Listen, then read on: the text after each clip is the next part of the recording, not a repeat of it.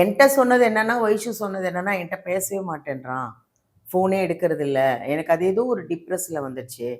இப்போ நம்ம ஒருத்தர்கிட்ட ரொம்ப அன்பா பழகி, பல வருஷமா பேசி பழகிட்டோம். திடீர்னு கட் பண்ணும்போது அந்த வலி இருக்கும் பாருங்க. எக்ஸாக்ட். அதுவும் அது அவங்கவங்களுக்கு தான் டிரான்ஸ்ஜெண்டர்ன்றபோது தெரியும். ஆமா. டிரான்ஸ்ஜெண்டர்ன்னு இல்ல. யாருமே. இப்ப நானே ஒரு ஃப்ரெண்டு ரொம்ப பழகிட்டு இருக்கேன், பேசிட்டு இருக்கேன். திடீர்னு கட் பண்ணா அது கஷ்டமா இருக்கும்ல. ஒருவேளை அந்த வேதனை, அந்த வலி அவளுக்கு இருந்திருக்கு.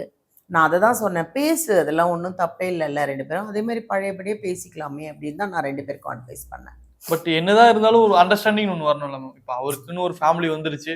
சரி மூவ் ஆன் ஆயிட்டாங்க. நம்ம மூவ் ஆன் ஆகாம இத ஏன் பயன்படுத்திக்கிட்டாங்க?